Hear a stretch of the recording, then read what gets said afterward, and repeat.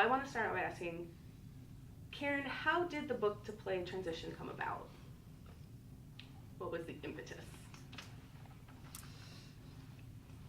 So technically the impetus was I was approached by Chicago Shakespeare Theater's artistic director, Barbara Gaines, who said to me, here's this story, do you want to write a play about it? Emotionally, the hook for me was, here's this story about this young man in his 30s living in Baltimore, father of 3. His parents died tragically in a car accident, and in their attic is a briefcase full of letters in Polish and German, stamped with swastikas. He doesn't know what they are. And I thought, oh, that's really interesting.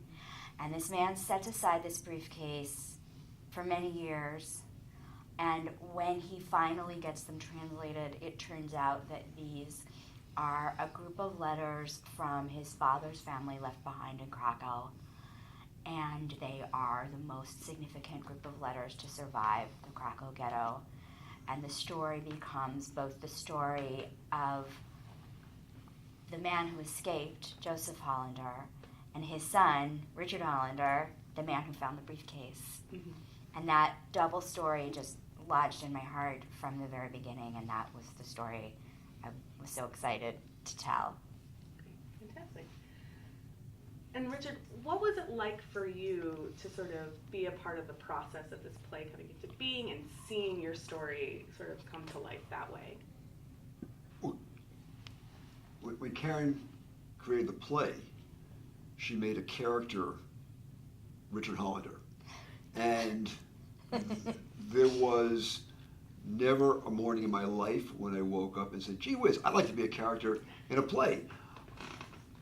But as I got into it, I learned a lot about my life and what I experienced after my parents were killed in a car accident. And I learned of the parallelism between my life and my father's life, and the fact that what I experienced in the journey of, for so many years, burying the story, of not pursuing what was in the letters, what were the other documents that were available, not using, frankly, the journalistic skills that I had at the time I was a news reporter at Channel 11.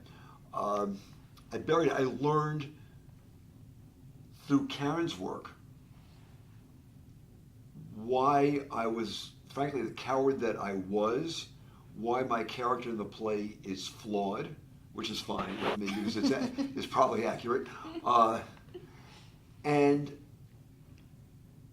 I'm able to experience the process and the journey along with the character in the play, but I also understand that this is a universal story.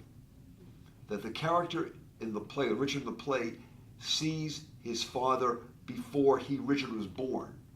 And that is something I think all of us in the backs of our minds think, gee, what were our parents like before we were born? And through this play, it's an opportunity for me to see my father, before he was born, and learn about his values, what motivated him, his survival skills, his courtship and marriage to my mother. So in many ways, it's a really endearing personal play, as well as having profound universal themes.